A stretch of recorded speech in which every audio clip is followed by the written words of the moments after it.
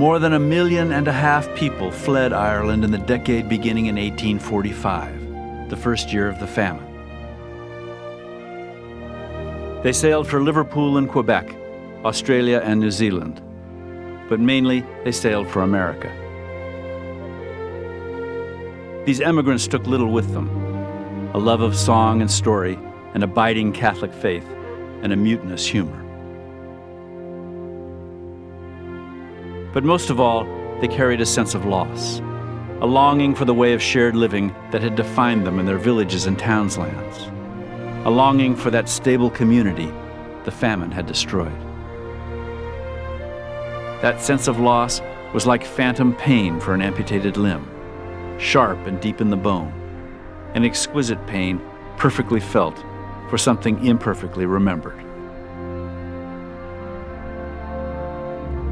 It was this pain that would drive them in America.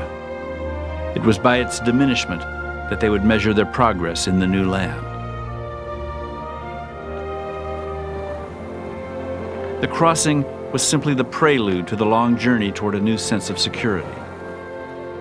That journey, begun by these immigrants and finished by their grandchildren, would stand as one of the great success stories in American history.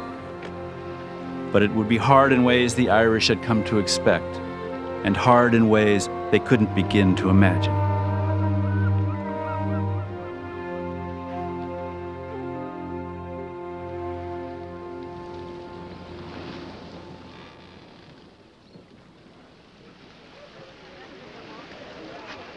Through the years of the famine, the Irish escaped Ireland any way they could. Many wedged into the emptied hulls of cargo ships, whose captains were eager to take them on as human ballast.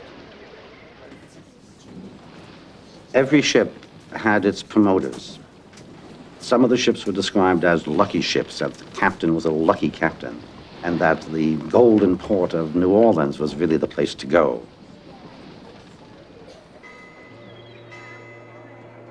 The poorest immigrants, those who couldn't afford the ticket to New York or Philadelphia or Boston, hired passage on cotton ships returning to America's great southern port. Once they landed on the levee of New Orleans, ticket agents assured them, it was just a few days' walk to the big cities of the East Coast. All this noise, all this horde of people running back and forth. The levee was a very frantic place to be. So you take a lost, uprooted, starving, sick person and put him in the midst of all this noise and all these different odors coming from molasses, coming from coffee, coming from tropical fruit. They are strangers lost, many of them, strangers lost on the levee. The older Irish in the group, those about 25 or 30, were described as having a glazed expression on their faces. Their eyes were glassy. They moved in almost slow motion. They were completely disoriented.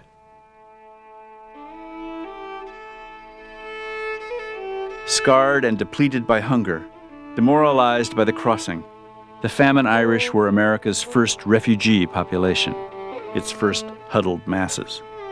They washed into eastern ports from Maine to Florida.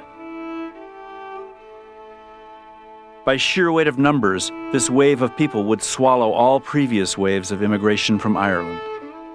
The famine Irish, poor, Catholic, and fiercely communal, would come to define Irishness in America. But they would have no Plymouth Rock, no Ellis Island. No single place would mark their arrival. In life and in death, they were, for the most, anonymous. And for most, arrival in America meant little more than the possibility of survival. On the levee of New Orleans, their only hope for the future was that they would not starve. All of the sick were laid out on pallets, one beside the other, just skin and bones, too ill and too weak to really even beg for food. They went out grubbing for food, and grubbing means scratching, sometimes scratching in the earth, maybe looking for rotten food on the levee. the most miserable ones picking at straw from the street. And the group that struck contemporary observers as the saddest group were the lost children. Parents had often fled Ireland without their children, and only later secured enough money to send for them. But no parent could be sure of what ship their children had boarded, and even if they knew, news of a ship's arrival didn't always reach them. They would actually advertise for lost children or a lost child. Mary O'Connell, sent to New Orleans between such and such dates, aboard the steamer Atlantic, lost in the city. Some are rather heartrending, trying to describe a child named Mary who doesn't know her own last name, and the parents desperately trying to find them. Not with much success, I suspect.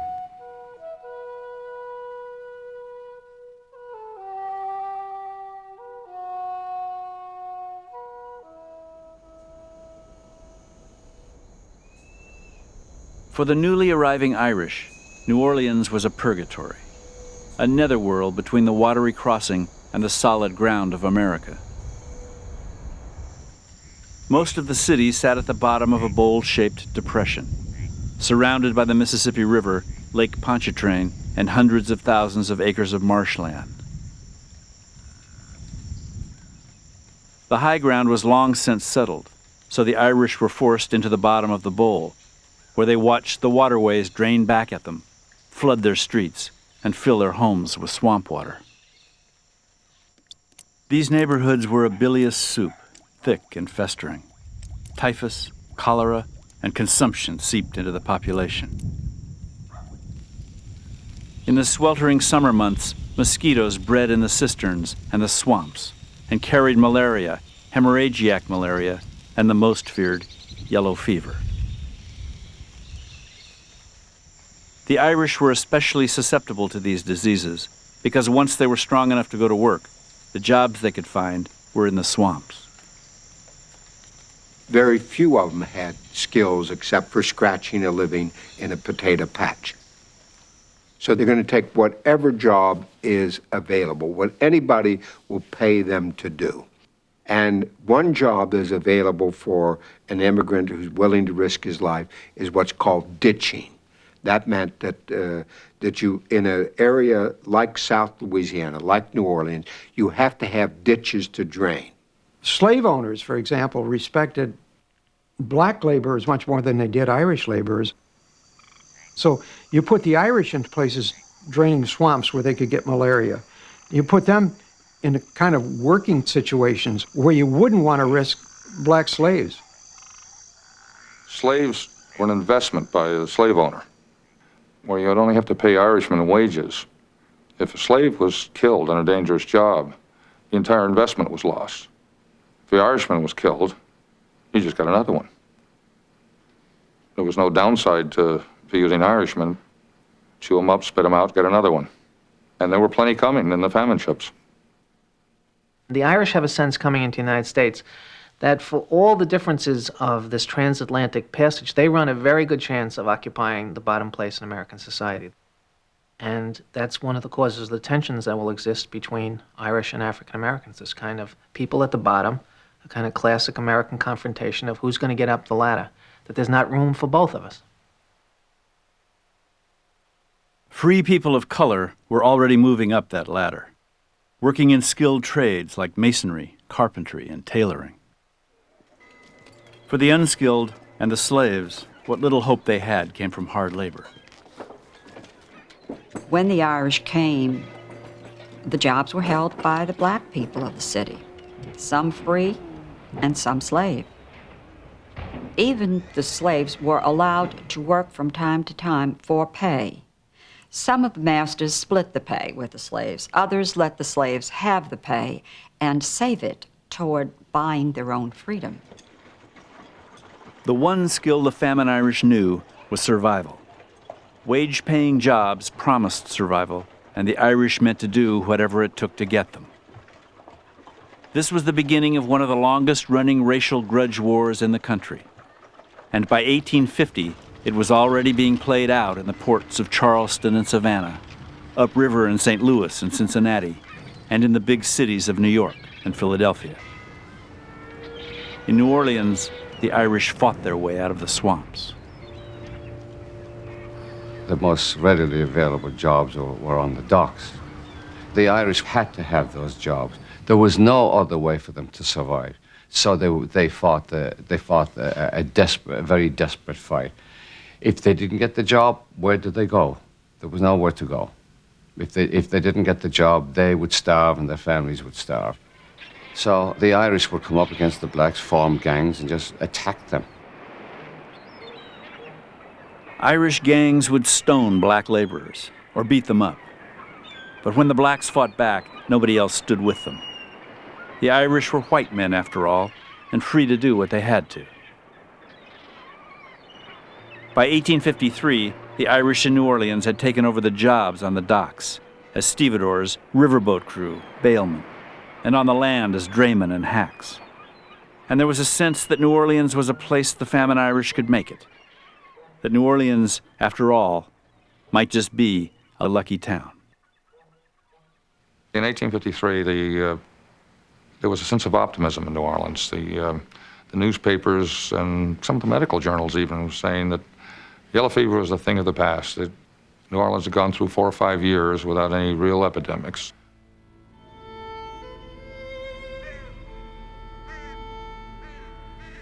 On the 27th of May, I believe it was, the first case of yellow fever was reported in the city. It was reported at Charity Hospital, and the newspapers failed to pick it up.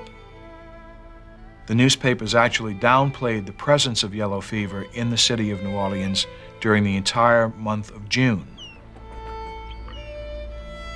City officials refused to establish a board of health for fear it would scare trade away from its bustling docks.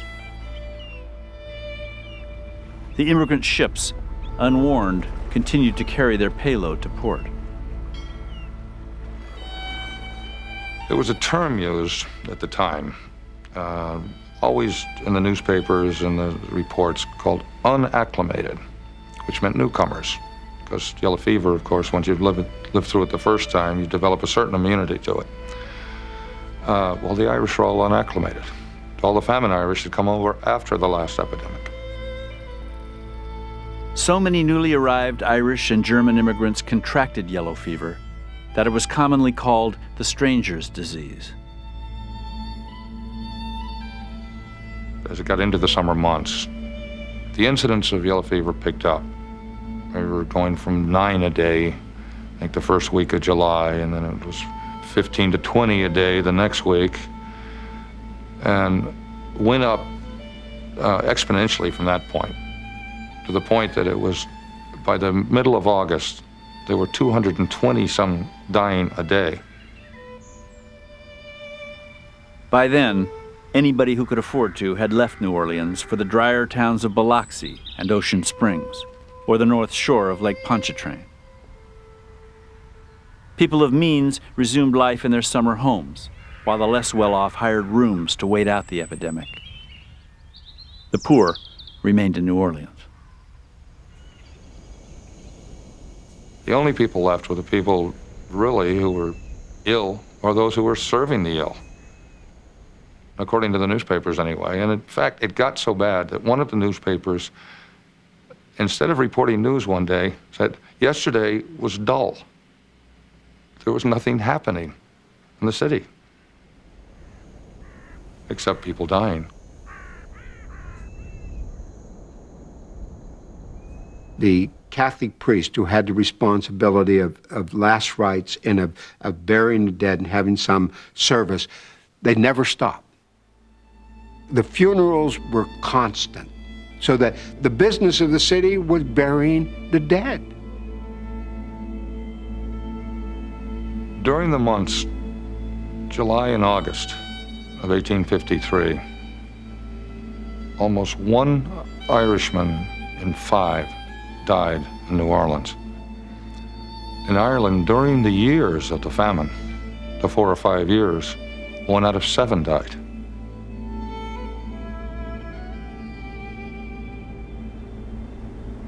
It was October before the weather broke and the epidemic subsided. By then, 10,000 people were dead in a city of little more than 100,000. Native New Orleanians were horrified, sure that it was the immigrant and not the disease that had turned their city into a necropolis. The Irish should stop coming to the tropical climate of New Orleans, the harshest critics advised, and go to Boston, to a climate more like their own.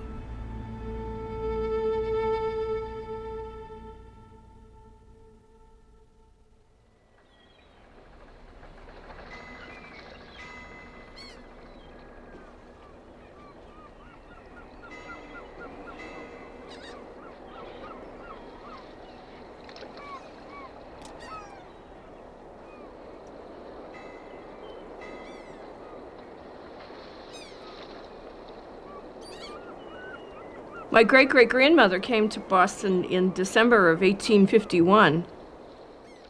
And if anybody knows Boston winters, it was very cold. And these passengers were noted to be half naked, you know, that they had very little clothing to begin with, and it certainly wasn't heavy winter clothing. The Irish peasants from the very beginning looked physically ridiculous. You had men in hats that hadn't been worn in 30 years in any fashionable areas, and long-tail coats and leggings. People aren't dressed like this anymore. They're comical. They don't know they're comical till they get off the boats and people are laughing at them. What New Englanders saw was a group of people who would have to learn what it was to be an American, which was, by their reckoning, a loyal, productive, and independent thinking citizen. But little in the famine immigrants' past had prepared them for being citizens of a nation. Most had left the old world without an idea, even, of what it meant to be Irish. Before leaving for America, few had been more than 15 miles from home. They identified themselves by the landscapes they knew, their county, their townsland, their parish. And they entered Boston mistrustful, insular, not a little bit frightened, grasping for safety in the familiar and faceless enclaves growing within the city. They went to where their friends and families were. And in Boston, the North End was one of the premier Irish neighborhoods. But even within the North End, the Cork people went to the area around North Square, whereas the Donegal people would go over around Endicott Street, another part of the North End. My grandmother used to talk about Cork Hill. That's where all the Corkonians stayed. Then there'd be Galway City. They wanted to be with their own kind, so they considered Galway here and Cork here. It was a distinct entity. Native Bostonians watched this clannish new immigrant population and grew increasingly uneasy. Boston's Protestants took seriously their inheritance and their mission on God's earth. To the degree that these descendants of the Puritans had followed the Creator's light, they had prospered. World trade had made great fortunes for the elect, and they had built the city foreordained by John Winthrop in his sermon on the Arabella 2 centuries before.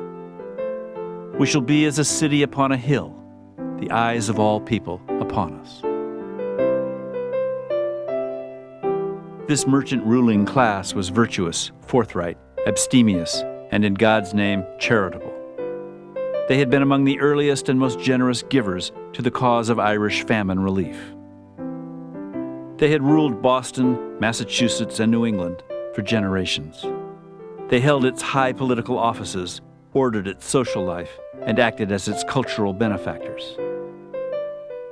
But by the middle of the 19th century, it was clear to them the Boston they had created and tended so diligently was under siege. In 1 year alone, 30,000 Irish Catholic immigrants entered the city of little more than 100,000. The Irish lived in shanties. They lived in buildings that had been inhabited by the residents that were here before they got here. In the homes that already existed, people would have to vacate because they certainly didn't want to live with all these Irish. So when they came in, they would split the room up. So something that originally housed maybe 6 people would now house 36 people. Reports circulated of destitute immigrants living in dank basements and lightless garrets. Epidemics swept through Irish neighborhoods and threatened adjacent ones. The can-do Bostonians took up a study of the problem of poverty. They thought they could fix it, but the Irish just kept coming. If you think of what the Irish were doing at the time, it meant that poor people not only were poor when they got here, they were voluntarily staying poor in order to get the next batch over. So that Americans who may have been sympathetic to their poverty start to really begin to blame the Irish as being a very stubborn people that is never going to wholly embrace American values. They're filling the jails, they're filling the orphanages, they're filling hospitals. Anglo-Protestants are saying, these people are ruining our city. They're destroying this beautiful city on a hill. The governor of Massachusetts made a calculation reminiscent of an Irish landlord. It would be cheaper to send the destitute back to Ireland than to support them in America. The most shrill condemnations, however, issued from the Yankee working class, a class of people frightened by changing times. Displaced farm workers were being forced into low-paying jobs in the factories of South Boston and outlying towns. Skilled craftsmen were being shoved aside by machines. Competition from Irish laborers only stirred the pot. The average pay of an Irishman per day in Ireland was 8 cents. So can you imagine? Over here, an average workman was paid $1.25 a day. And here's a guy who's willing to work for somewhere between 8 cents and $1.25. I mean, you obviously didn't like him instantly the minute you heard about him. Popular depictions of the Irish, the wild Irish as they were called, would grow more and more cruel. In the press, they were portrayed as drunken, dim-witted, addicted to a fight, simian, and as Catholics, a threat to democracy itself. And the numbers were alarming. While Protestantism was splintering into new evangelical sects, Catholics were on their way to becoming the largest denomination in America. In the 1850s, the number of naturalized citizens in Massachusetts, most of them from Ireland, tripled. Catholics, suddenly they're becoming not so much of a minority. In some cities, they're becoming close to a majority. And for the first time in American history, you have the idea of political power is going to pass to another religious group. To Protestants who had been raised on a tradition that popery was a threat to American freedom, that their ancestors had spent the years before the Revolution fighting against the popish French and the Spanish. Here they were on their doorstep, these popish Irish.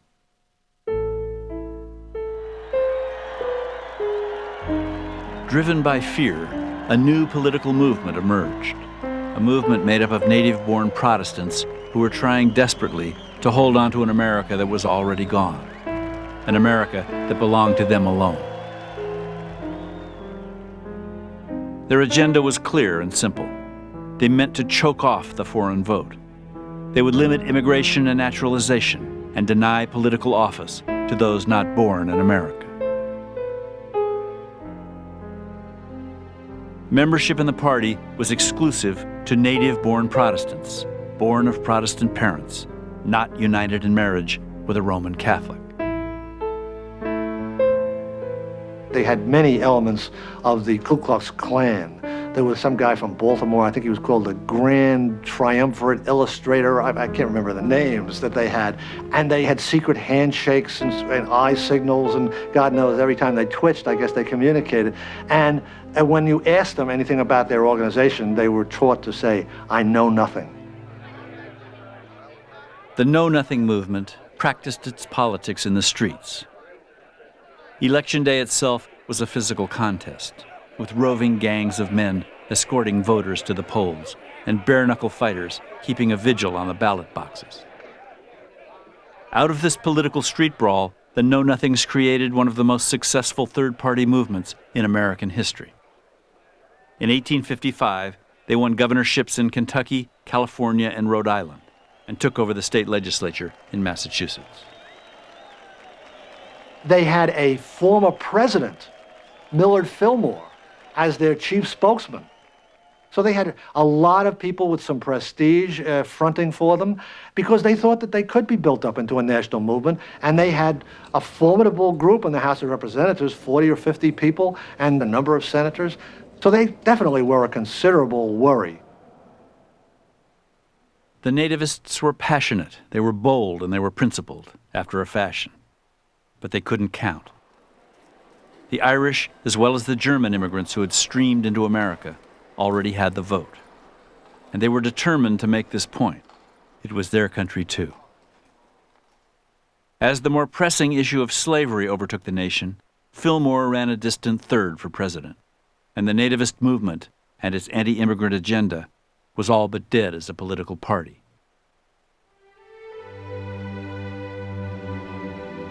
But in the few years the Know-Nothings held sway, they made a lasting, if ironic, contribution. They helped to create the first story of Irish America, the story that provided these immigrants a new identity for a new world. To be Irish, as the Croconians and the Carrymen and the Fardowns liked to tell the tale, was to be up against it, exiled from their homeland, impoverished, persecuted. To be Irish was to be just wild enough to stand up and fight for what was yours. To be Irish was to be thick-skinned and survivor tough, and to know the value of sticking together.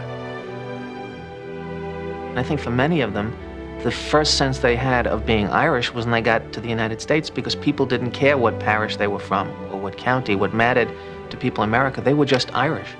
And in a sense, I think some of them woke up to that Irish identity for the first time when they got to the United States.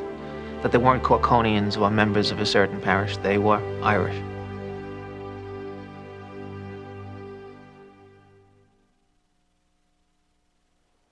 Well, it's by the hush, me boys, and sure that's to hold your noise, and listen to poor Paddy's sad narration.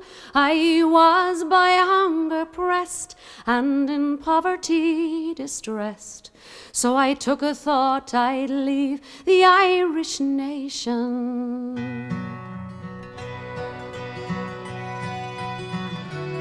From the start, the Irish were eager to prove their place in America.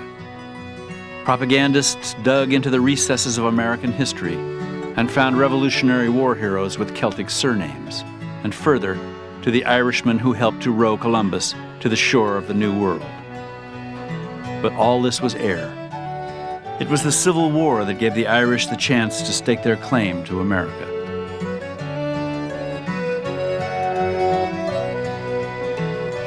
Well, myself and 100 more to America sailed on, our fortunes to be made, we were thinking. When we got to Yankee land, they shoved a gun into our hands, saying, Paddy, you must go and fight for Lincoln.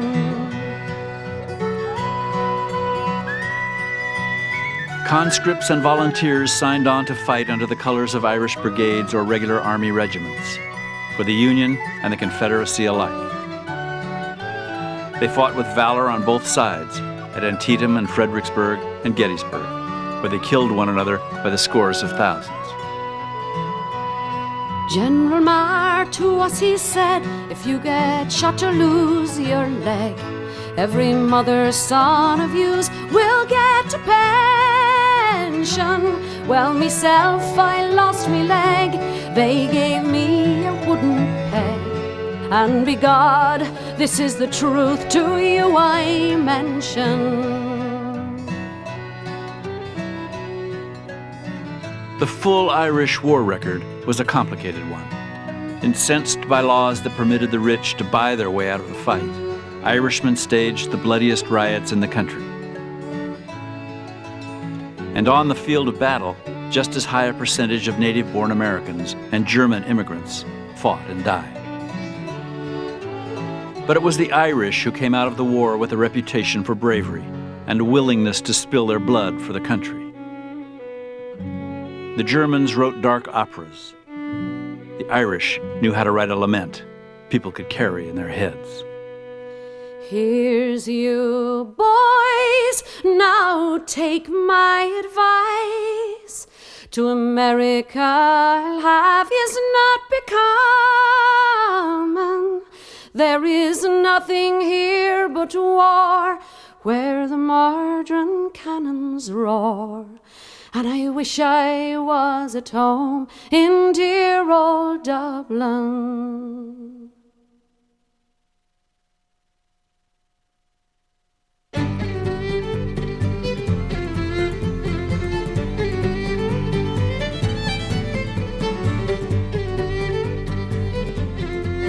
The war had created an industrial boom in the North and new ways to raise fast cash for building projects.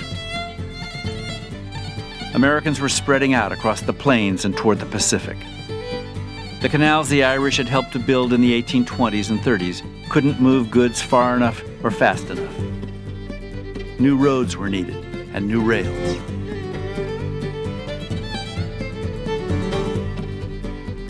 America's appetite for labor was insatiable. A big city broadsheet might carry ads for 3,000 laborers each day.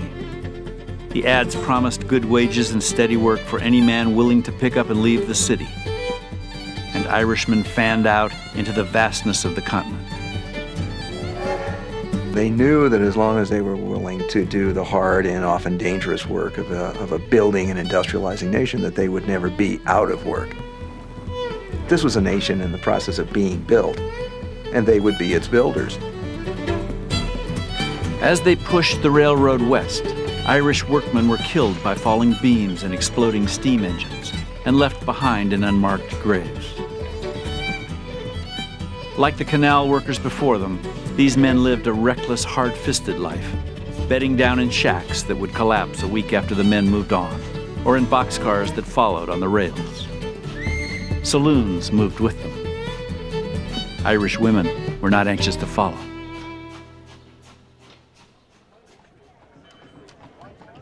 In cities along the eastern seaboard, there was a constant demand for young single women to serve as cooks and maids in the homes of the upper and middle classes.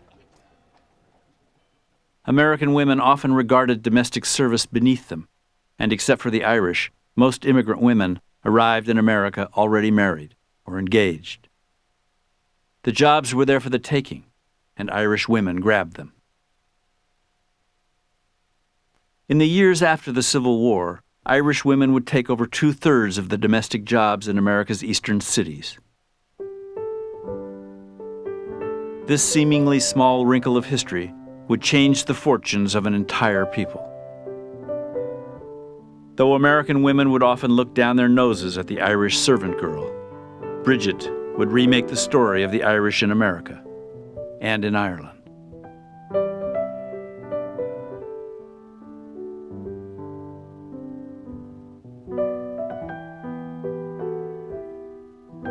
Irish women had always shouldered responsibility. During the famine years, the strongest daughter was often sent to America to save the family from starvation and disease in Ireland.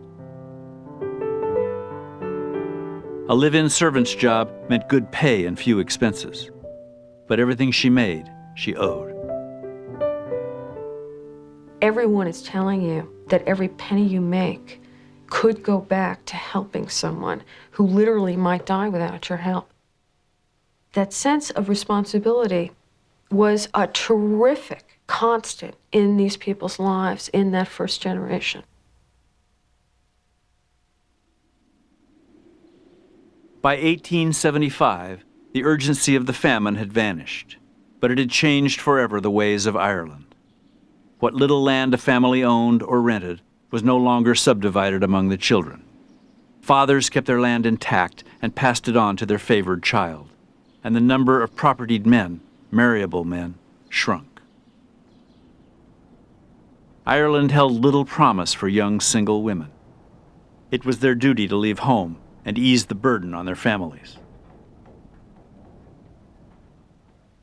When they left for America, where they found jobs for one another, sent money back to bring over sisters, nieces, cousins, friends, and created a community of their own. One of my relatives, my cousin, set up a school for maids where she taught other Irish immigrants the graces of becoming a maid in a big house in Cambridge. And I presume that her task was fairly substantial because she's taking girls right off the farm who might have actually been Gaelic speaking and not even speak English very well. And certainly they would have been barefoot back in Ireland, and now they're having to wear shoes and learn about manners and how people serve using utensils, being quiet when they would like to speak to their friends. Mistresses began to swap tales of their Irish domestics, about women right off the boat who washed their feet in the soup tureen, climbed the stairs on all fours, or stoked the fire with a good silver. The comforts of middle-class life must have been very, very surprising to the young Irish girls coming over, and they had to adjust to it. If you start with the kitchen itself, there was the stove, whether it was fed by coal or wood or whatever the fuel was. Then the sinks, hot and cold running water. They had nothing like that. Maybe they had a spring back home. Then the bedrooms, the bed linen, the pillows, the bolsters, the blankets, they didn't know anything like this.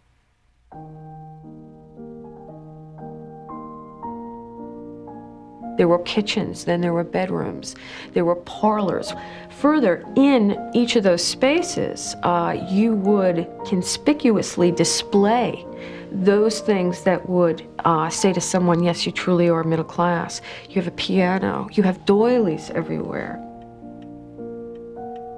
The Irish girls saw the tufted sofas and the Brussels carpets, Waterford crystal and polished silver, and scores of ivory trinkets and glass baubles.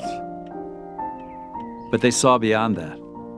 What they saw at the heart of those homes, what they felt so keenly, was the warming ease of security. The man of the house had steady employment and balanced account books.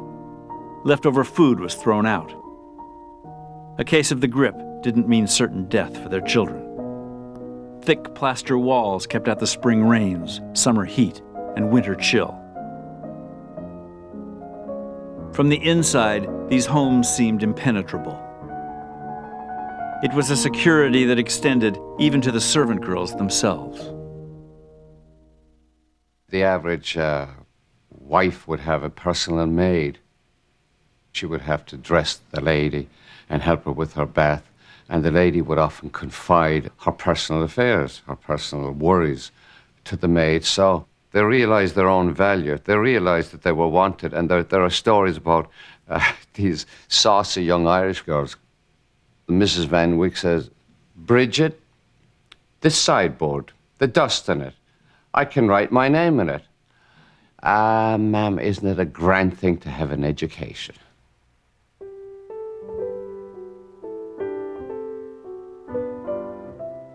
Domestics continued to support family back in the old country.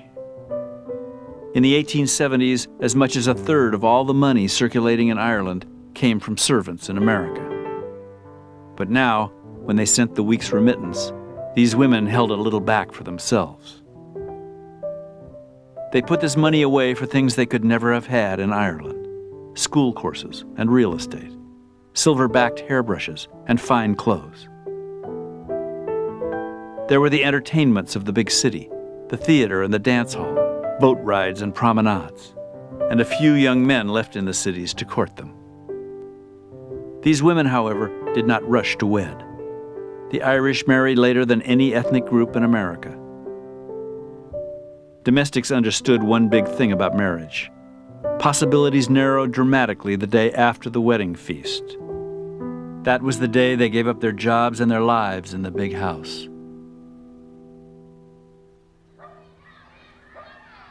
After they married, many former domestics found themselves living in a tenement, yoked to an Irishman of uncertain work prospects. These women saw their savings dwindle and fretted. Would there be enough to buy medicine for a sick child? Enough coal to fire the stove? Would the food in the house last to the next pay envelope? And many saw their husband escape the daily tangle of worries at the corner grog shop, where wives appeared only as a stock character, the nag.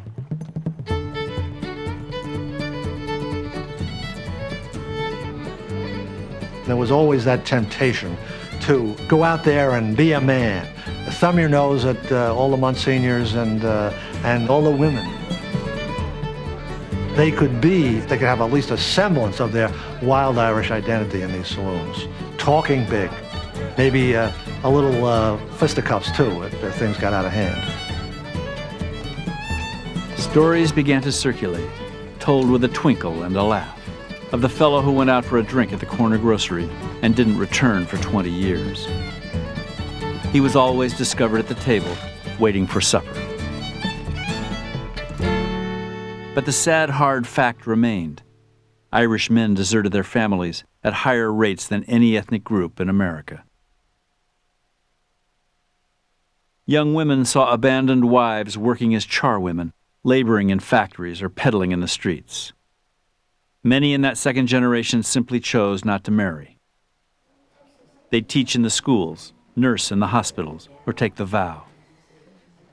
There was the comfort of stability in a nun's narrow life of sacrifice and service, and it put them at the center of life in the Irish community. The parish church was the one place where all the Irish gathered. They not only went to Sunday Mass, but then they would go to Vespers in the evening after that. So, and when they went to church, it was an opportunity for them to get together with their neighbors. Many of the maids, for instance, they would have been working in the big house, isolated from friends and family. So going to church was a way to reconnect themselves with their community. The church is the bridge of familiarity between the old world and the new world. The Catholic parish creates a community for these people. In a sense, the Catholic parish becomes a peasant village in America. By 1875, there were 3,000 Irish Catholic priests in America, more than in all of Ireland. Though he was generally the best educated man in his parish, it wasn't scholarship that made a priest's reputation. More than a few had the thick neck and strong hands of a teamster. Any parish priest had to be a physically strong man, a tough guy that didn't take any nonsense and was capable of putting the fear of God in any of his parishioners. If a breadwinner was not working as much as he should have, if he was drinking too much, the family would go to the local priest, and the priest would summon the culprit in. Or he would go to the house and talk to him and sit down with him and explain to him his errant ways. 90% of the time, that was sufficient to get him up to go to work in the morning or to have him lay off the liquor for a while. What the church is really saying, you must be respectable, you must work hard. And the fact is that you're giving money to the church means that you're not giving it to the saloon keeper. You got to keep your families together. No abusing wives, no running away from your wives, your responsibility of children. The church plays a major role in civilizing and making the Irish a respectable people.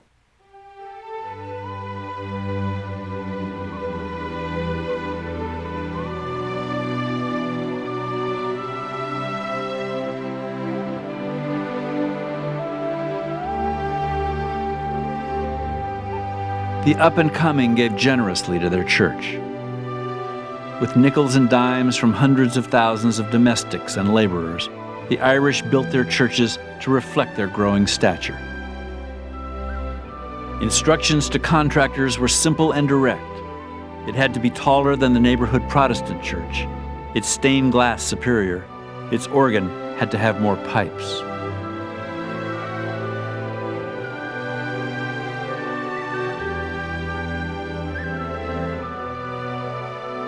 They also wanted schools attached, and orphanages, and hospitals to take care of their own.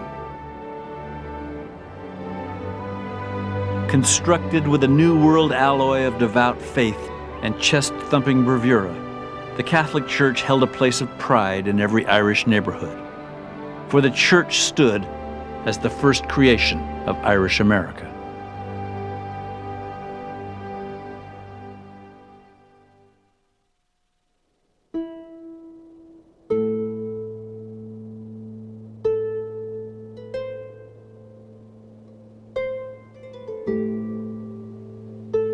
the Catholic clergy come out in a procession to the scaffold, and each of the condemned men, or most of them, will go through ritual, step by step, with the appointed clergyman, publicly on the scaffold, declaring that if only I had followed the teachings of the church, I would not be here now.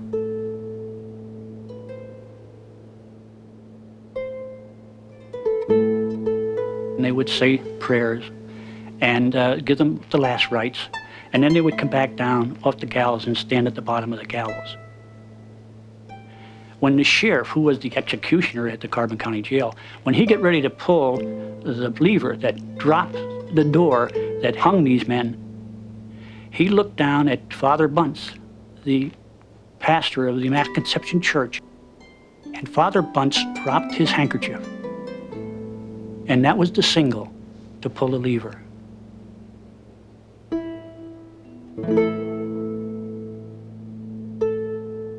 From 1877 to 1879, 20 Irishmen were hanged in the hard coal region of eastern Pennsylvania. It is not known how many of these men were guilty of the crimes for which they were executed and how many were innocent. What is certain is that they were among the first and most public victims of the Irish drive to succeed in America.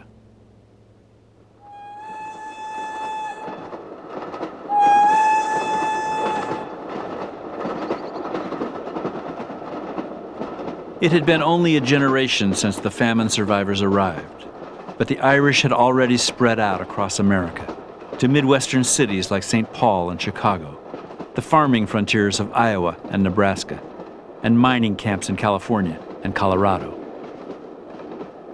All across the country, Irishmen were beginning to win at local politics and make a little money in business. And though most still bent their backs to hard labor, the Irish were watching their own kind rise, and most wanted it for themselves and their own children.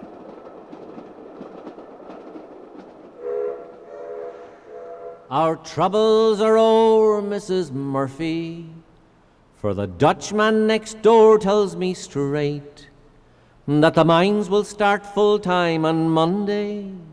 That's what he tells me at any rate. Sure, the boss, he says, told him this morning, as he was about entering the mine, that the coal is quite scarce around New York, so the rumor is work full-time. And it's sure if the news be true, me store bill's the first thing I'll pay. A stuffed parlour suit and a lounge I will buy, and an organ for Bridget, hooray.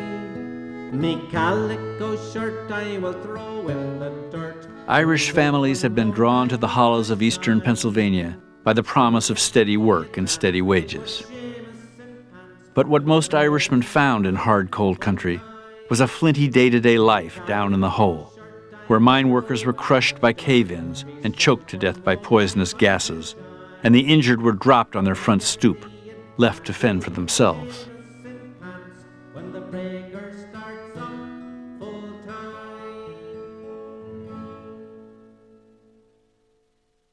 You were, in essence, chattel to the coal company. You were beholden to the company for just about everything. You, as a miner, relied on the company for your home. You, as a miner, relied on the company for the equipment that you used, because you had to buy your own powder, you had to buy your own tools, you had to buy everything that you needed as a miner or as a laborer. Drill bits, tools, shovels, picks, augers, everything was purchased from the company. At the end of the week, after rent and inflated store purchases were deducted from his wages, a miner likely as not fell further in debt to the company.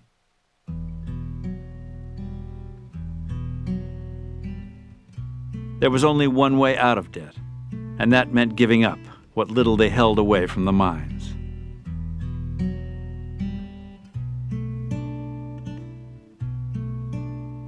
In those days, you actually had a father and son who would actually get up and go to work together. They would part at the pit of the at the mine, the father going deep down inside, and the son would go over with other young boys. The coal was pushed down in front of them, and they would sit there and kick with their heels, and they would pick the slate off and throw it to the side. Their fingertips were all blood blisters, and to strengthen them, they would urinate on them just to take the sting out of it and to heal them quicker, toughen them up. They were 7, 8, 9 years of age.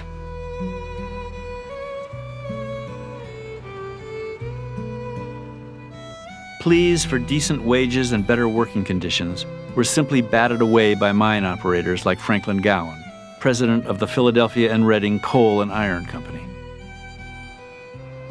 And when the workers went on strike, owners called on Washington, and federal troops were committed to shove the men back into the mines. Labor organizers cobbled together a union and elected upstanding representatives. They hoped they could gain the respect of the owners and sit down like men to work out a fair deal. Like laborers all over the country, these miners were struggling to find acceptable ways to make their case in a country that put the rights of owners above all others. After the workday was done, the men would gather in their local tavern, talking deep into the night, weighing and reweighing their meager options by the light of oil lamps and miners' candles. The tavern became the center of all activity in the area. It was where information was exchanged. It was a very important part of life. And it's not necessarily because of the intake of liquor, but because it was a meeting place. And those who owned those taverns, especially the more successful ones, like my granduncle Alec Campbell and Jack Keogh, were very, very important people in the community by that fact. Both Alec Campbell and Jack Keogh fed the miners' families during strikes and organized the Irish against the owners' hand-picked political candidates. Keogh was among the few men in his community who could read and write, so miners came to him if they thought they were being cheated on store bills. My great-grandfather, Jack Kehoe, he was a very forceful individual, and they looked up to him.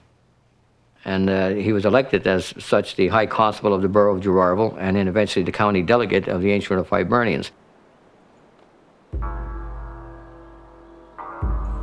Not everyone who worked in the mines and gathered in the saloons thought fraternal clubs and labor unions could punch their ticket to security. There was a small group of men who had other ideas about how to handle workplace grievances. Most of these men came from the remote western corner of Ireland. They were often Gaelic speaking, and as such, isolated even from other Irish in America. These fellows were very, very tough characters. A lot of them came from Donegal, which is a wild part of Ireland. Stony, rocky, and their characters were very much a part of that landscape. They were hard men used to a hard life. They didn't expect to get justice for themselves in any way but by force. Even taken as a group, these men were an impulse. They were without forethought or organization. They simply lashed out at the person they could get to. If you were a coal miner or a laborer, your anger was directed at those who were most directly in authority over you. And in this case, that would be someone like a ticket boss or mine boss, because they could directly tie his role in their lives to how much money they had in their pockets, because what he said would determine how much money they got at the end of the work week. That ticket boss would say, well, this isn't a full car of coal. There's stone in there, or there's slate in there, or there's sticks in there. So you're not going to be able to get full credit for this. You'll only get 50% or 60% or 70% for it. So they would be docked so much for that coal car. And it was an ongoing problem. It was a constant complaint. Complaint occasionally escalated to threat, and threat to assault. On a hot summer evening in 1862, a ticket boss was beaten to death by a gang of mine laborers. At the time, nobody made much of the murder, and over the next decade, there were only a handful of other crimes against mine bosses. Then in 1875, after a 6-month strike, the owners crushed the union and made the men beg for their jobs back at lower wages. An uneasy peace fell apart. 6 people were murdered, 3 of them mine bosses.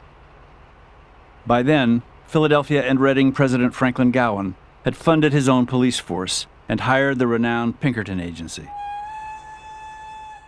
Undercover detectives emerged with tales of murder and destruction of property, all committed by this gang of Donegallers they dubbed the Molly Maguires, after one of Ireland's notoriously violent secret societies.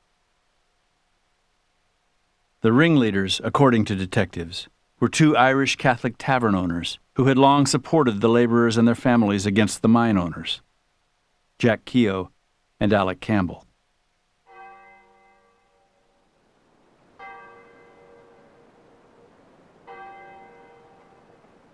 The Catholic Church was horrified and issued an order of excommunication for anyone involved with the Mollies. A disgrace to us as Irishmen and American citizens, said one local priest.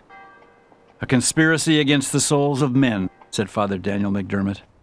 Against our country, against religion, against Christ.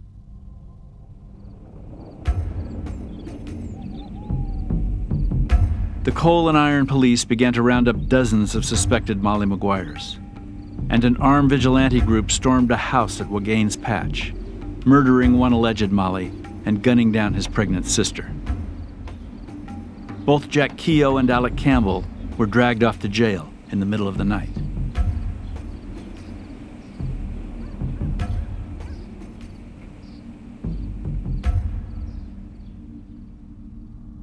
The coal companies donated the services of their own attorneys to prosecute the Mollies. Franklin Gowen himself took the lead. Franklin Gowen, because of his gift at oratory, was able to very, very successfully and very convincingly, for a 19th century audience receptive to the idea that they were indeed being held in the thrall of Irish inspired terror, to convince juries that they had a crusade on their hands, that they had to drive out the Irish rabble.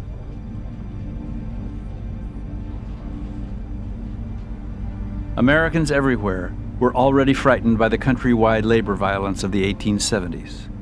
And while the nation watched, the most sensational of that violence was being laid at the feet of the Irish. In court and in the newspapers, Gowen spun his tale of the Molly Maguires, a vicious secret society imported from Ireland to disrupt American industry, and fronted by the Ancient Order of Hibernians, the most prominent Irish fraternal organization in the nation. Throughout the trial, he consistently, as over 2,400 times, brought out the fact that a Molly Maguire was a member of the AOH, and AOH was a Molly Maguire, and if you're Irish, you're a member of the AOH, therefore you're a Molly Maguire. So he systematically spread a paintbrush here and smeared everybody who was Irish and Catholic. While defense attorneys argued specific cases, it was the AOH, the trade unionists, and the Catholic Church that took up the defense of the Irish and their institutions.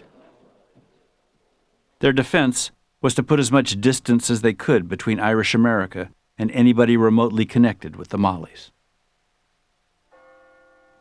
The Irish felt for their own salvation, they had to reject these wild men. They had to say they're not part of our heritage. That's all there is to it. We just don't want to have anything to do with them, and we'll not only have nothing to do with them, but we'll help you prosecute them. Nearly all the accused Mollies, some surely guilty of the crimes and some not, were convicted. "I don't speak much English," a juror in Jack Keogh's trial reportedly said, "but I'm for hanging." 20 men were sentenced to die, including Keogh and Campbell. Without physical evidence or a single eyewitness linking him to the crime, Keogh was convicted of murdering a ticket boss 15 years earlier. The first execution, with Alec Campbell and 9 others on the docket, was scheduled for June 21, 1877. Around the anthracite towns, they were calling it the Day of the Rope.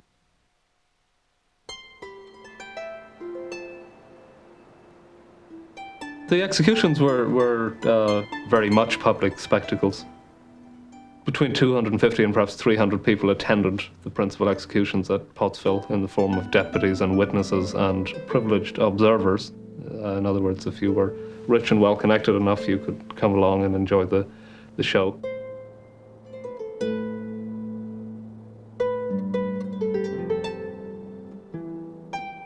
The bodies, as they swung on the ropes, were not shielded from the public. They saw them die, saw them strangle, and were allowed up on the scaffold afterwards to examine their faces, their bodies, after the execution.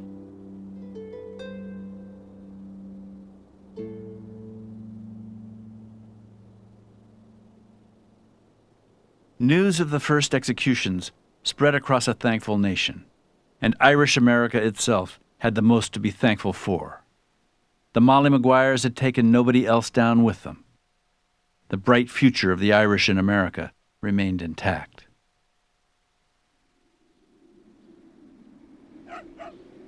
But in the mining patches, there was a frightened sense of regret. Father Daniel McDermott, who had been a strident critic of the Mollies, argued that the hanging should be discontinued, that enough men had died already. McDermott is increasingly convinced that there is a miscarriage of justice going on here. And he publishes a piece in the New York Herald just after the executions saying that there is no effect without a cause, and that the cause of Molly Maguireism had been the brutal conditions faced by Irish mine workers. Another local priest led the fight to get Jack Keogh a stay of execution.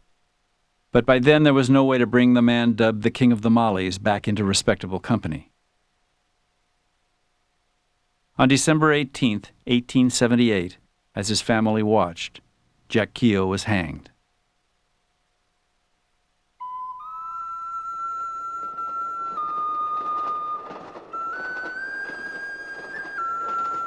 With the stain of the Mollies wiped clean, the AOH flourished. The Catholic Church was celebrated for its loyalty to the cause of American industry, and Irish working men led the way in making a new trade union in the hard coal region. In 20 years, nearly half of the 110 unions in the American Federation of Labor would be Irish-run. And Irish labor bosses told owners that while you might have to watch out for the Italians and the Slavs and the Hungarians, the Irish were people you could sit down with to work out a fair deal.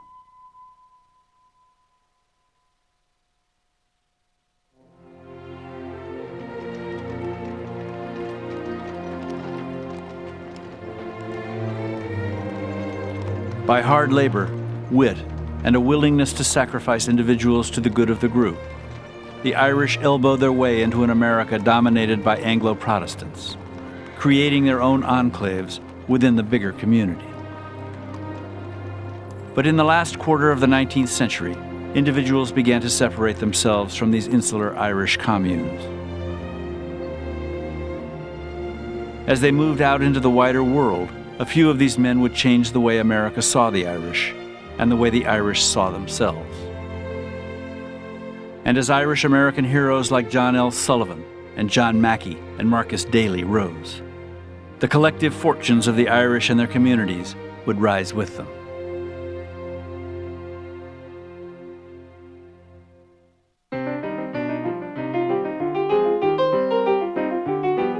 An Irishman who could fight and handle his dukes was looked up to. I can still hear my father use one of his best expressions. He can handle his dukes. Gloves were forbidden. They were not even considered. It was bare knuckle, bare chested boxing, fist to face. It has been described as a human cockfight. It's a very, very bloody scene, a bloody thing to watch. You could always pull somebody's hair. You could pull his mustache. I mean, you could bite somebody's ear. You could bite him in the nose. Anything went. In the early days, Irish immigrants in America were driven by conflicting impulses. The first, a desire for respectability and the security that comes with it.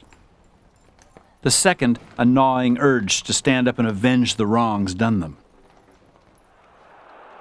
The lure of the boxing ring was that it was a place where the Irish could watch one of their countrymen do violence to an Englishman, or a know-nothing, or a Presbyterian. Throughout the 1840s, 50s, and 60s, bare-knuckle boxing had been dominated by Irishmen of questionable character. Yankee Sullivan was a professional criminal, lynched out west. Mike McCool, a falling-down drunk. Tom Heyer, a pistol-happy gangster in New York. And Joe Coburn was sent to prison for nearly beating a cop to death. The problem with boxing, one commentator offered, was that the sewage is not wholly worked out of the blood. It was a kid from the Roxbury section of Boston who brought the respectable to the ring. Along the way, he proved it possible for an Irishman to live by his own rules and still make it big in America. He learned how to fight as a kid, as an urchin, shining shoes in some of the taverns and gin mills around the Ruggles Street station in Roxbury. That's all he was just a street fighter. He was second generation, the son of Irish immigrants, and his parents called him John. By age 20, he'd run through a series of apprenticeships and menial jobs, unable to stick to workaday routines. He made his reputation hoisting kegs of beer and barrels of flour over his head, and he lived for the nights when he and his boyos would go to their favorite watering holes and pick fights. The best nights, the fight came to them, like the night they went to the Dudley Street Opera House for a variety show. It was the custom for fighters often to challenge the house, to challenge anyone who wants to come up to fight them for a purse of $25, $50. And this young novice, this man who had really never been in the prize ring, had very little experience except for a few street fights, made mincemeat of this professional. In within a matter of seconds, he had knocked the professional fighter into the orchestra pit. And he just stood up and he announced to the crowd, "My name is John L. Sullivan, and I can lick any man in the house."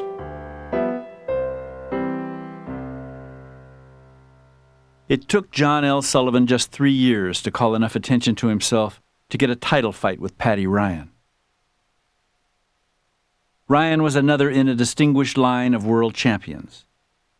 Recently recovered from a street fight in which he'd been stabbed in the back and kicked in the mouth, Ryan was badly scarred and missing his 2 front teeth. Even in fighting trim, Paddy Ryan cut a less than dashing figure.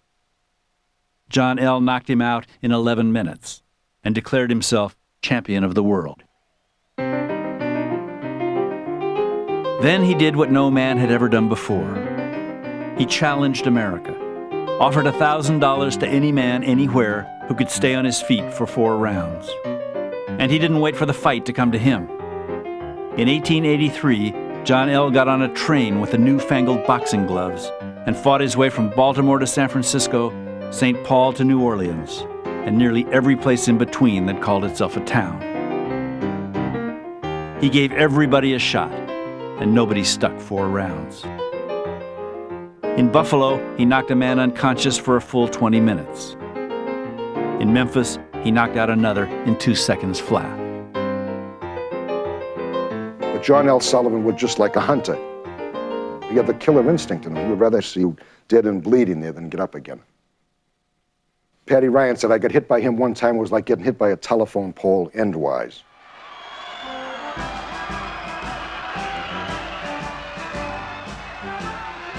Wherever he fought, when John L. entered the ring, he tied off his colors in his corner. Red, white, and blue always, and always the green of Ireland, with a harp and a shamrock too. Now Jewish fighters, or Slavs, took the name O'Neill or O'Leary or Kelly when they stepped into the ring. John L. Sullivan had made Irish something to be, and the Irish loved him for it. He toured everywhere, and everywhere in small towns across the West, in California, in the Great Plains, in the Deep South. The Irish, where they were there, and the Irish were very well scattered in America by this time, they came out to see him.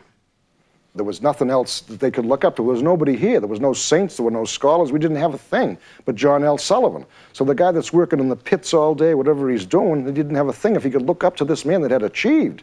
This was John L. Sullivan. He was the champion of the world. He's one of our own.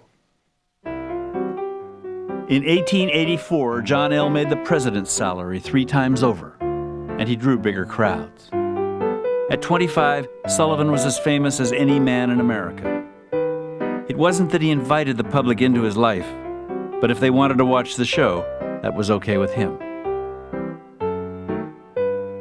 John L. lived against the culture. He might have had bad taste, but he had plenty of it.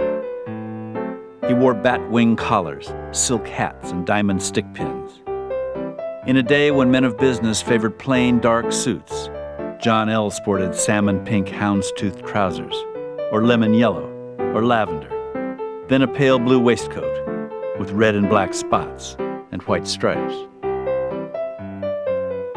Theodore Dreiser describes it going to John L. Sullivan's hotel room. And in this room is surrounded by champagne buckets and boxes of cigars and shirt collars everywhere. And Sullivan, as he describes him, lolling back in the midst of this, is just this great presence. He calls him a pugilistic J.P. Morgan. He had a mammoth appetite for food, for liquor, and for the good life. I mean, he came from nothing. All of a sudden, people would call him Mr. Sullivan, John L. Sullivan. But he was a real rascal and a rogue, and he'd go on benders for days and weeks, and you'd have to keep him on a very, very short leash. The problem was, as the evening wore on, John L. lost more and more of his roguish charm. In his cups, he would fight at the smallest provocation, both real and imagined. He'd headbutt smaller men, or club them with a billiard cue. He beat his wife regularly, and was known to slug his horses. For a while, his wife apologized for him. Sometimes John oversteps the bounds of prudence in sociability and is a little surly. But she quit making apologies for him, as did his friends. A son of a bitch of the first water, said one, if he ever drank any. If you're a middle-class Irish person, a person who wants some sort of respectability, it's very important that the Irish as a people have a good image. Sullivan's a very ambivalent figure. Heroic, the strongest man in the world, the greatest fighter in the world, but at the same time, a man often out of control. Sullivan began showing up for fights too drunk to enter the ring. He boozed until his lungs bled, until his liver stopped making cells, and his stomach lining washed away. Twice in only 5 years, he nearly drank himself to death. By the time he turned 30, he hadn't won a real fight or trained seriously in 2 years. He'd ballooned to nearly 250 pounds. Aside from drinking and whoring, John L.'s real talent was, as his trainer put it, making flesh rapidly. When the coming heavyweight, Jake Kilrain, challenged him to a winner-take-all bare-knuckle contest, it took Sullivan more than a year to accept. He set himself to training on a farm in upstate New York, but most sports writers agreed that Sullivan no longer had the discipline to get himself into shape. On July 8, 1889, when the fighters towed the scratch in a clearing in Richburg, Mississippi, the odds, for the first time in his career, were against John L. Sullivan.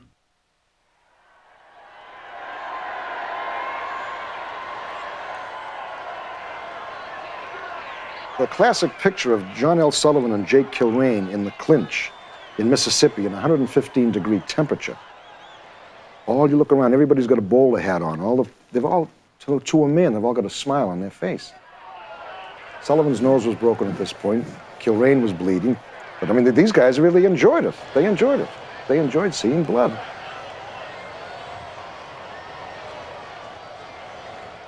John L. was trimmed out in green and white tights, with a sash of the Stars and Stripes.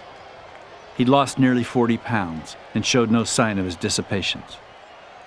The purse was $20,000, the biggest ever. But for John L., what was left of his worn and tattered reputation was also on the line. Kilrain drew first blood, but Sullivan's relentless headlong rushes began to wear down his challenger. As Kilrain got weaker with time, at one point he offered John L. a draw that they would agree to end the fight together. There would be no clear winner or loser.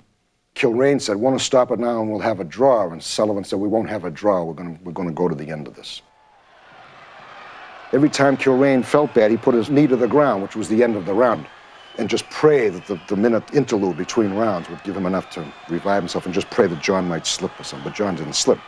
John had then, his manager said to him, "What do you want to do? Do you want to cancel it?" He says, "No, I'll stay here till the morning. I want to kill him."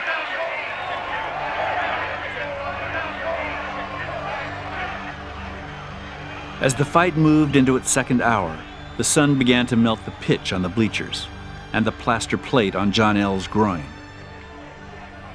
At 60 rounds, one of Sullivan's eyes was nearly swollen shut and his feet were bleeding through the tops of his shoes.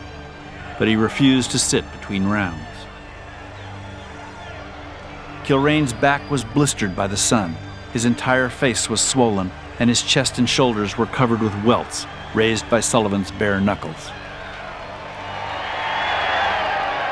After 2 hours and 16 minutes and 75 rounds, Kilrain's corner threw in the sponge. John L. Sullivan was still standing.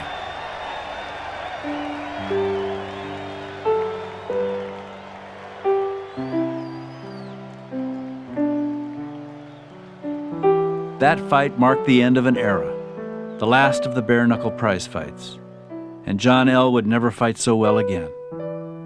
In just 3 years, he would lose his title in a gloved bout against an Irish kid named Jim Corbett. But in or out of the ring, Corbett's fame never matched the size of Sullivan's. Because no matter what he did, before or after, John L. Sullivan would live in the memory of his challenge to best any man, anywhere, and in the memory of that blazing summer day in a clearing in Richburg, Mississippi, when the odds were finally against him. Long after he lost his championship, John L. Sullivan could still be found tramping through the big cities and the backwaters of America alike. He traveled the country as a vaudevillian, a baseball umpire, and finally a temperance lecturer. Even when he was old, weary, and broke, John L. would not give up the road, because he understood that in the New World, what people really wanted, what they needed, was to touch their heroes.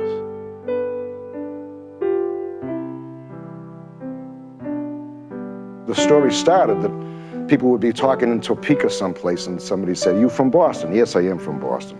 "Did you ever meet John L. Sullivan?" "Yes, I have met John L. Sullivan." "Did you ever shake his hand?" "Yes, I shook his hand." "Well, let me shake the hand that shook the hand of John L. Sullivan." As a child, when my father would shake my hand, he would say, "You just shook the hand that shook the hand of John L. Sullivan." I didn't know if John L. Sullivan had been the Pope or the Bronx Democratic boss, but I knew he was somebody important, and I felt proud and honored to have shaken that hand.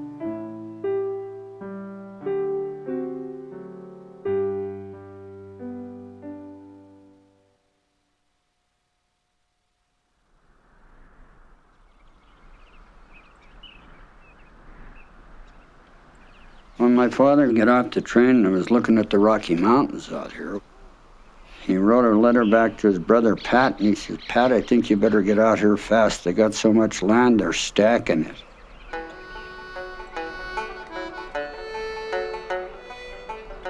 Gold was found in California at the same time the great wave of famine Irish rolled into America.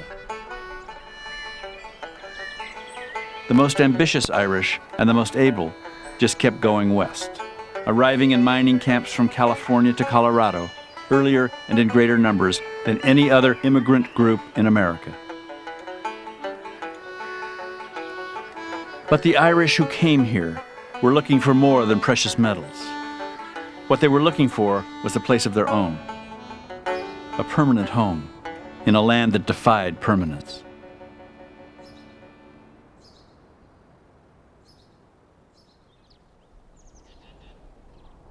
It was a very common thing for these towns to explode into existence, but these places almost always boomed and failed.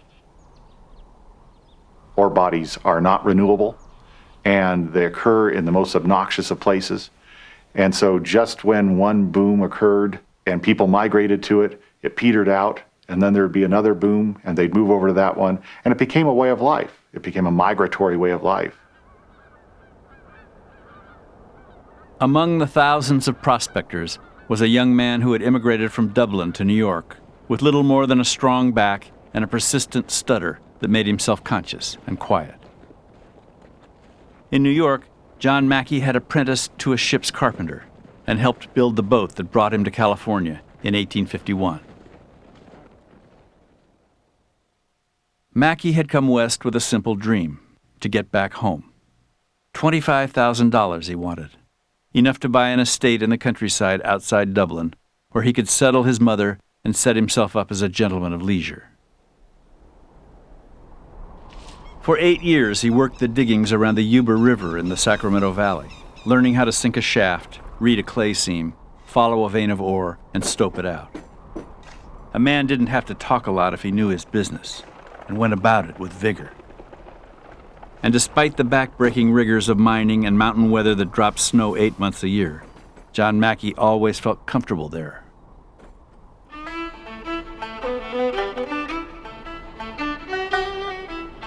Then in 1859, word came that there was gold on the other side of the Sierras, in the Nevada Territory. Mackey and his partner, Jack O'Brien, determined to give it a go.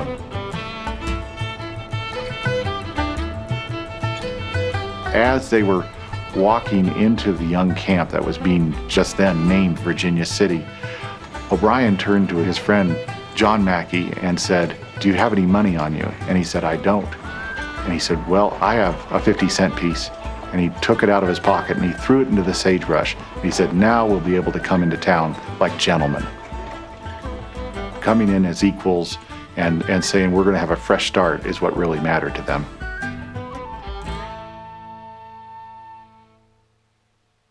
The mines of the Comstock Lode were pistol hot when Mackey arrived, and in just half a dozen years, he'd worked his way up from laborer to mine superintendent. Along the way, he took bigger and bigger stakes in the mines he worked, and by the time he married a cultivated young widow named Marie Louise Hungerford Bryant in 1867, his equity in the mines made him a wealthy man. He was completely caught up in the game, but he understood it whole. Even as he moved his bride into a fine new house, where furs and jewels awaited her in the parlor, he explained to her that his money could turn to dust in an instant. But she needn't worry, he assured. He could always make a living digging with his hands. Mackey liked Virginia City, and he liked the whole West. A lot of the Irish who went west found this experience. They liked it because, in Mackey's words, a man could hold his own in a fair fight. Soon after he married, Mackey partnered with an Irish Protestant, a practical miner named James Fair. Though there hadn't been a significant new discovery in half a decade, Mackey and Fair supposed there was still a big ore body to be found on the Comstock. They bought up moribund mines between the two original strikes, and their work crews began tunneling a quarter-mile underground. For 10 months, they followed a thin seam of ore, nearly exhausting their fortunes. Just when they were about ready to give up, that seam of ore began to expand, just to an inch, and then 2 inches, and then all of a sudden it expanded to a foot, and it kept growing and growing until finally they had found what would be known internationally and for all time as the Big Bonanza. You could walk into this chamber that they had excavated, and it was 20 feet high, 50 feet wide, and 120 feet long, and they had taken almost pure gold and silver out of that chamber. And you could sink your shovel or your pick into any of the walls or the ceiling or floor of that chamber and still extract that kind of wealthy gold and silver. In mining towns all over the world, a vein of ore a foot wide was considered a godsend. In places, this vein was 300 feet wide, and a ton of its ore yielded gold and silver worth up to $600. Some days, John Mackey's boys hauled 1,000 tons of ore out of his mines. He was making $800,000 a month, and he was one of the richest men in the country, if not in the world. This presented a tremendous psychological challenge to this man. Who was he now? He didn't want to be removed from the boys in the mine.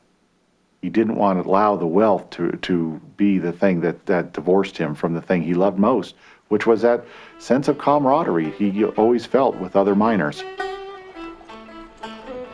Mackey still went to old Bill Davis's gymnasium, where he'd do a little boxing, and gladly suffer the catcalls of men who yelled that all that money had made him too soft to take a punch. And though he'd never let them take him at the poker table, Mackey gave away money to miners like they were all long-lost cousins. Letters requesting money he'd throw in the trash unread. But if somebody asked him, man to man, the money came straight out of his pocket. In the course of his life, he gave away $9 million. Every so often, he'd go through whatever primitive records he kept, and he'd find out that about 2/3 of the people hadn't returned any of the money he'd loaned them, and he'd say, oh, well, let's just tear them up. Though Mackey shied from public recognition of his generosity, he was, to be sure, proud to be known as the #1 Irishman in Virginia City, a town that was fully a third Irish. It was no place anybody would have chosen, this scrubby patch 6,000 feet above sea level, where rivers ran nowhere but simply emptied into the earth's sinks and soaked into the ground below. In town itself, tin roofs ripped from their moorings by the gale winds went flapping down the main streets, and one night a house disappeared, swallowed by the earth, with the lights on and the dog barking.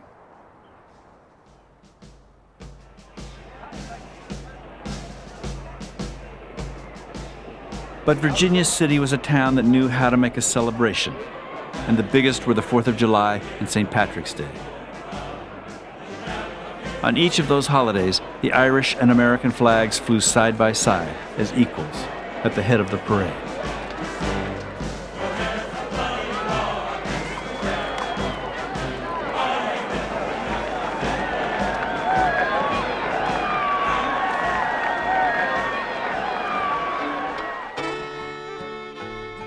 The Virginia City Irish, 6,000 strong, were leading the way and making something new in America. In the 1870s, Virginia City mines were creating nearly 1/10 of the nation's new wealth. Companies were tunneling 1/2 mile into the ground, and 2,000 horsepower hoisting engines could draw 6 tons of ore to the surface in less than a minute. Mills pulverized thousands of tons of ore a day, separated and melted down the precious metals, and produced gleaming loaves of silver and gold. My mother, my aunt, and my uncle were always very proud that their mother had been born in Virginia City. They recognized that it was not an ordinary place to grow up. It was a terribly noisy place. All these stamp mills that went, 24 hours a day, stamping this ore, grinding this ore. 45 trains a day roared through town, carrying cords of timber and 2-ton steam engines, iron stoves and upright pianos. Comstock miners were the best paid in the country. The first of every month, more than $500,000 in wages was paid out, all in solid silver dollars or gold. Visitors from back east carrying their demurely folded greenbacks were unnerved by the constant jingle of coin in people's pockets as they sauntered down C Street.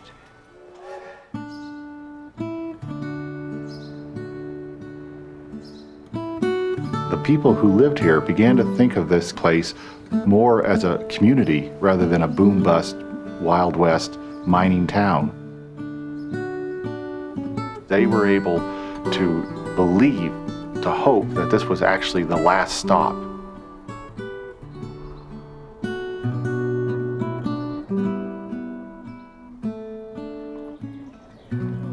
But not everybody could overlook the rough edges of the town. John Mackey's wife, for one, decided she'd had enough of the West. In 1876, Marie Louise Mackey kicked the dust off her shoes and left Virginia City for good, taking Mackey's stepdaughter and his 2 sons. She meant to assume her place in New York's high society, with the Vanderbilts, the Astors, and the nation's other moneyed families. But word went round that Mrs. Mackey was a Catholic who had once worked as a servant girl. Snubbed in New York, she had to cross the Atlantic to find the place she supposed was hers. Her husband remained in Virginia City to attend to business in his mines. He really clung to this Irish identity, and he let his wife and family pursue this new identity which the money enabled them to achieve. Mackey would occasionally join the family at their mansion on Rue de Tilsit in Paris. On one trip to Europe, he paid a visit to Ireland and found there was nothing left for him there. No friends, no family, no attachments, no home to return to. That was about the time he was making another discovery. By 1878, he knew his Virginia City mines were nearly played out. And though Mackey would sink more than $1 million into his best property, he grudgingly began pulling up stakes. By 1883, just a decade after his great strike, John Mackey conceded that his Comstock mines were spent. Stamp mills closed down, and the machinery was unbolted from its foundations and moved on. It went to Tonopah, it went to Goldfield, it went wherever it was needed. So that where you had this huge, noisy, bustling enterprise, all of a sudden there were just foundations. And, big bolts sticking out of foundations with no nuts on them to hold down the machinery. It got quieter and quieter and quieter. And then, nothing.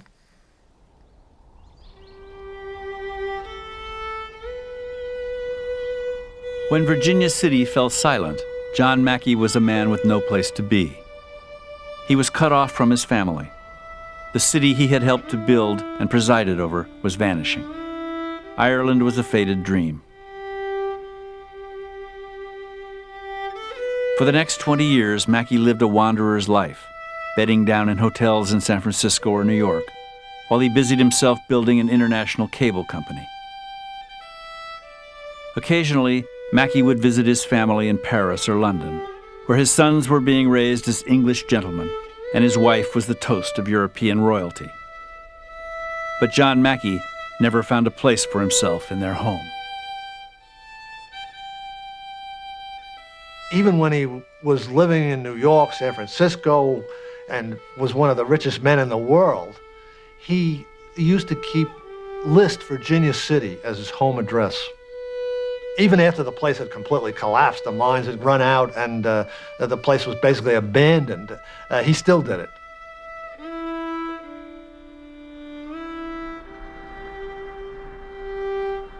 If you just can't find that next ore body, that community is going to fail. It's a fact of life in the mining West. I think it's a fact of life that the Irish community tried to deny in particular, and they stuck around perhaps longer than many others. But eventually, even the Irish needed to move on.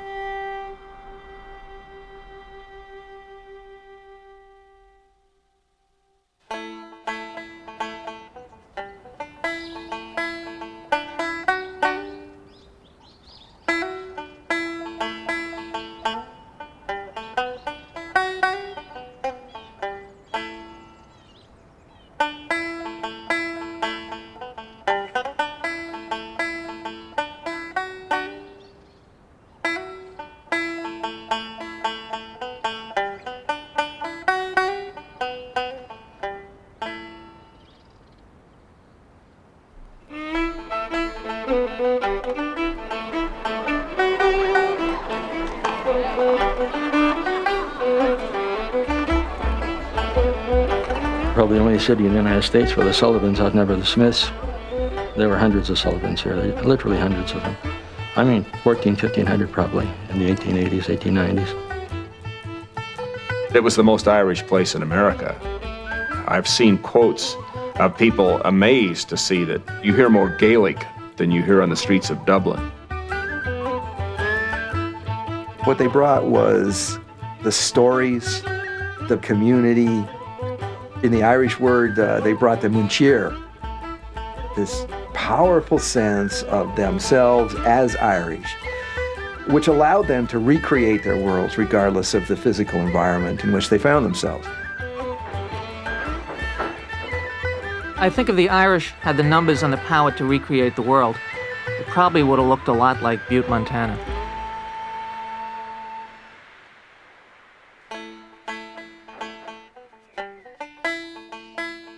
Butte, Montana belonged to the Irish in the way that Salt Lake City belonged to the Mormons and Boston to the Puritans. A city literally set upon a hill, said one resident of Butte, which cannot be hid.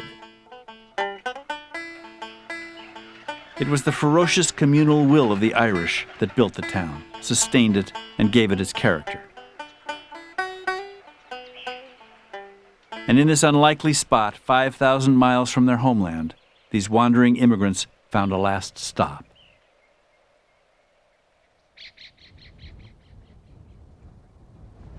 The first prospectors to the giant butte that sits on a broad plain just down the western slope of the Continental Divide were out for silver and gold. But Marcus Daly, an Irish immigrant who'd once worked Mackey's mines in Virginia City, found one of the world's largest masses of copper in 1882. That was the year Edison lit Pearl Street and electrified the nation.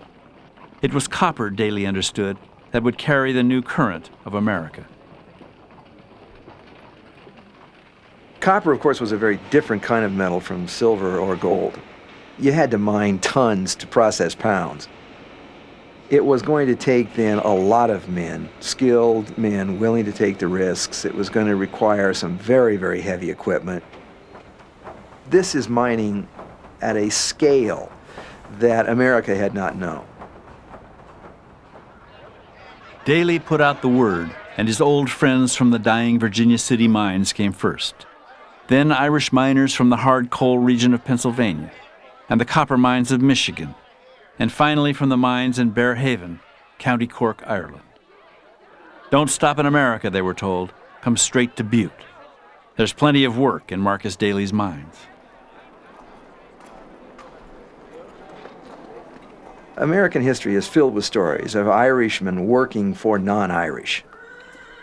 What Butte provided was a chance for Irish miners to work for Irish-run mines. And I'm speaking here not simply of Daly's dominance of the Anaconda Company. I'm speaking also of the hiring officers, of men like Rimmer O'Neill or Jim Brennan, of Higgins and Toohey and Jeremiah Kelly. The bosses lived and worked among the men, sat in the same pews at Mass, and at the same tables at the meetings of the Ancient Order of Hibernians or the Robert Emmet Literary Association. If a man needed a job for a newly arrived brother or cousin, or if he had a problem, he'd just pay a visit to the hiring boss's house. And the bosses would put old-timers in the cool spots in Daly's mines, where little or no work was expected, but everybody was paid the union scale.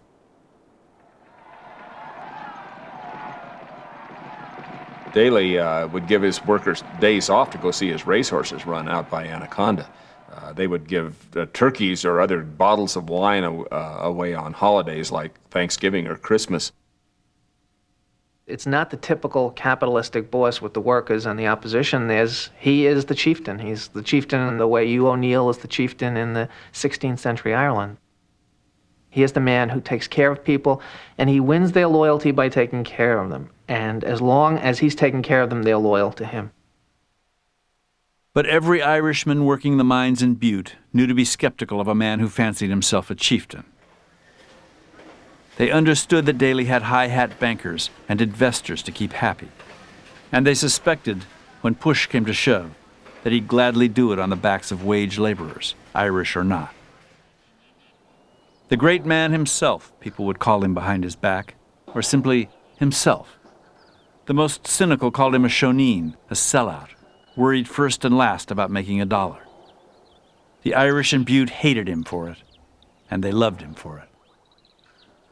Marcus Daly personified the American dream that the Irish were all soaking up with their American experience of the guy who started with nothing and rose to the top to be one of the great millionaires in the American West as well as one of the great miners.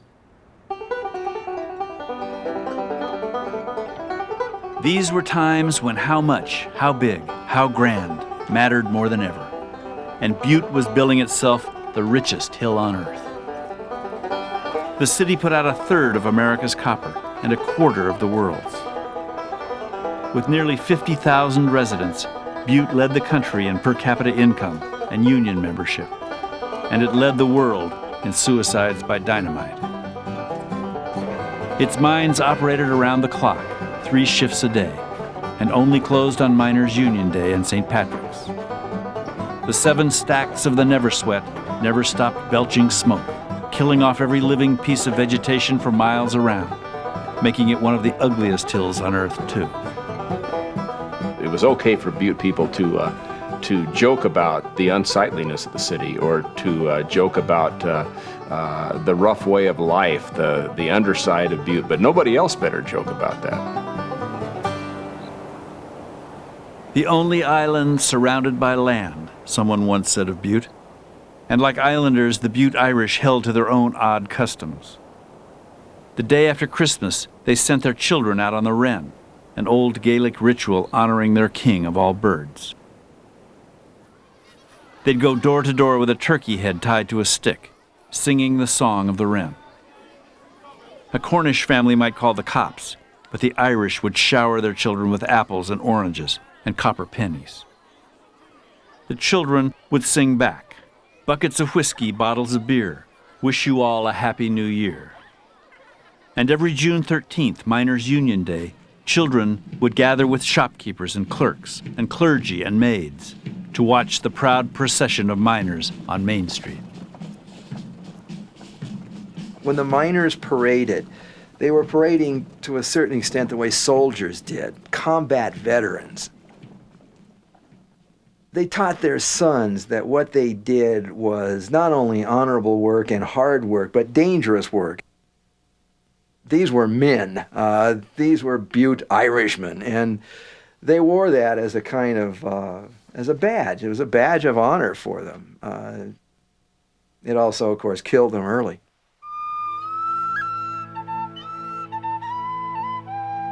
Anytime there was a bad accident or a death in the mine, they would blow the whistle at the mine that the accident happened. And this would happen any time of the night. And when you heard that whistle, I mean, it was just like the cry of the banshee. It meant death. Everybody had somebody in the mines, and if somebody was dead, you didn't know who it was. In the mines, a precariously perched boulder became known as a Dugan, because if it fell, it could put somebody in the embalming room of Old Man Dugan's mortuary.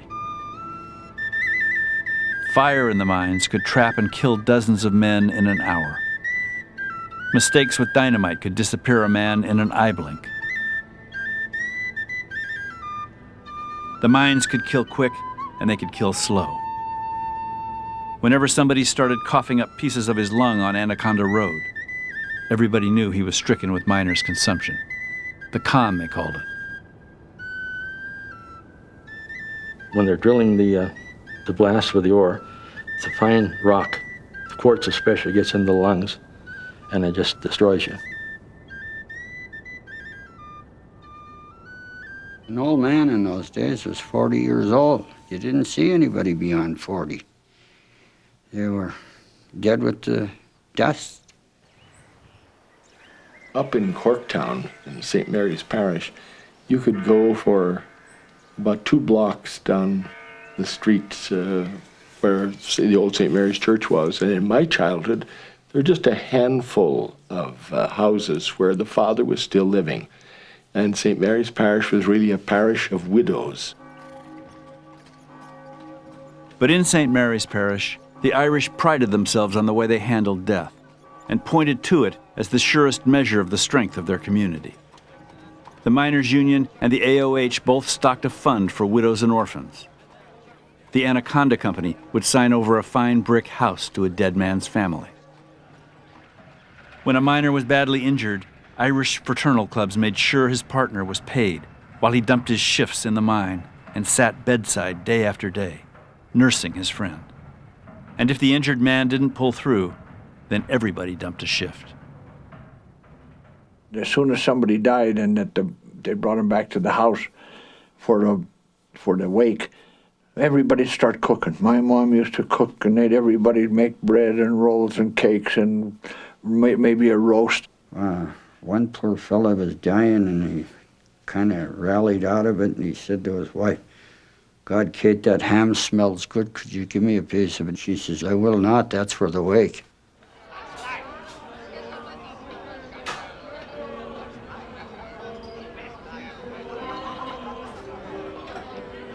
Well, they had Murphy's wake, and they put the casket on 3 chairs in the front room, or the dining room, and the beer was in front so you could kneel down and say your prayers.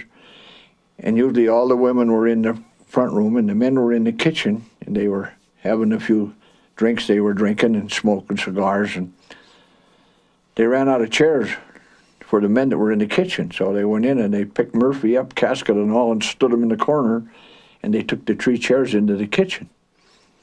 In come Father O'Brien, and he took one look at Murphy standing in the corner in the casket. He said, "Oh my God, it's a sacrilege." And he ran out in the kitchen. He said, "Give me 3 chairs for the corpse. Hip hip hooray, hip hip hooray, hip hip hooray."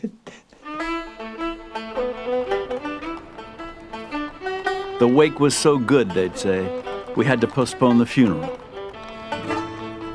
After the burial, the Irish would go in a procession of rented horses and buggies out to the roadhouses beyond the cemetery.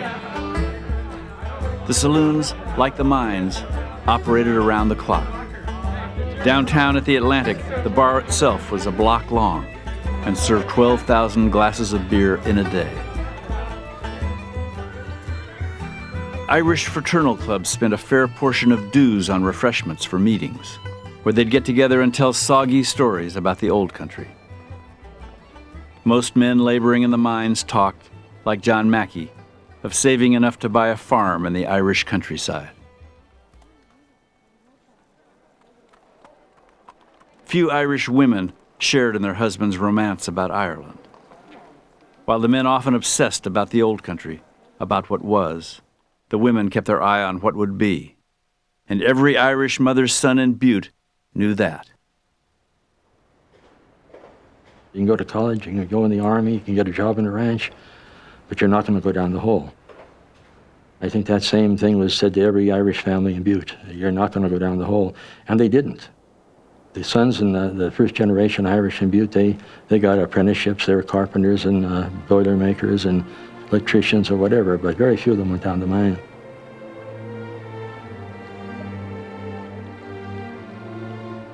When I was 17 years old, I thought I knew everything, about everything, and my dad was telling us about Ireland, about his home. And I said to him, "Dad, if it was so great, why did you leave it?"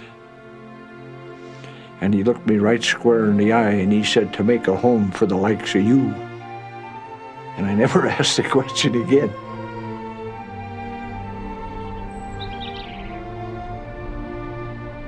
In Butte, like in places all over the country, Irish immigrants set out to remake what they'd lost in the famine. But along the way, they created something entirely American, a place that held promise of possibility unimagined in Ireland, a place where the future was as wide open as the Montana Range, and you could almost see it coming over the mountains, like the weather, still days away.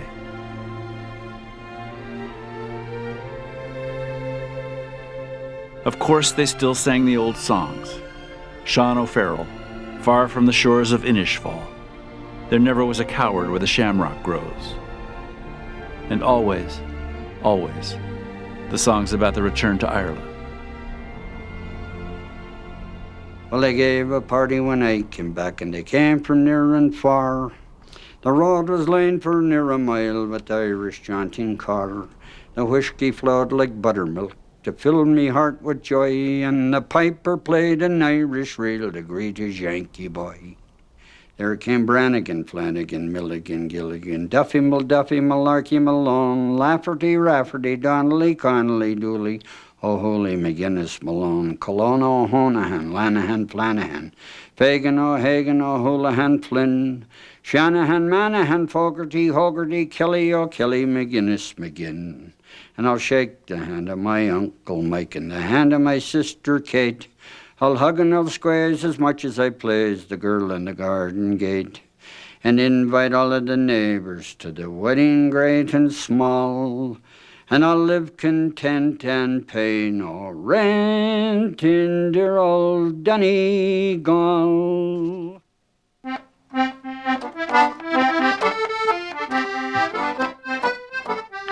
As the 19th century closed, memories of Ireland had become so distant that they were no longer about a place, but about a longing. In the Irish-American song, the lyrics might be about dear old Donegal, but the melody was simply about finding your way home.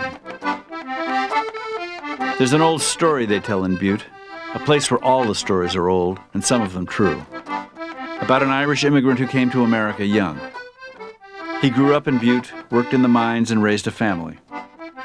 In his retirement, he went back to see the old country. While in Ireland, he fell fatally ill. On his deathbed, he made one final request. When I die, he said, take me home. Bury me in Butte.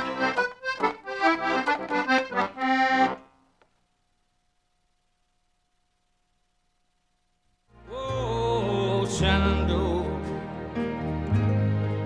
as far I wander, oh, where your rolling river, oh, Shenandoah, as far I wander, oh, where I'm bound to roam across the wide Missouri.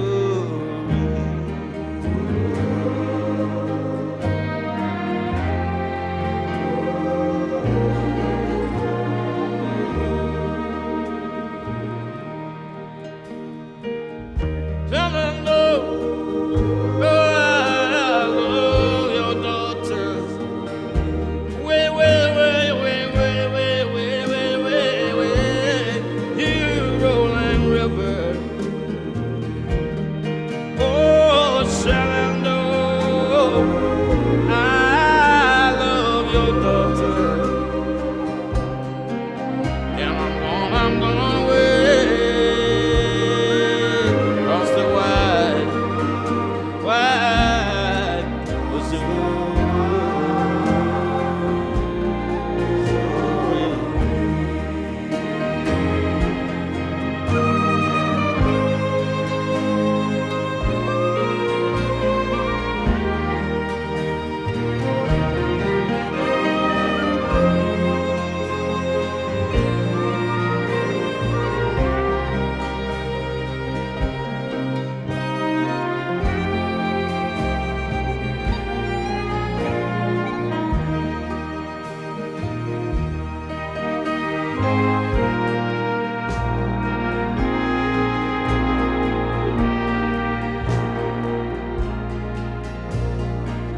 Oh, Shenandoah, I long to see you. Oh, where your rolling river. Oh, Shenandoah, I long to see you. And I'm bound, oh, I'm bound to go across the wide Missouri.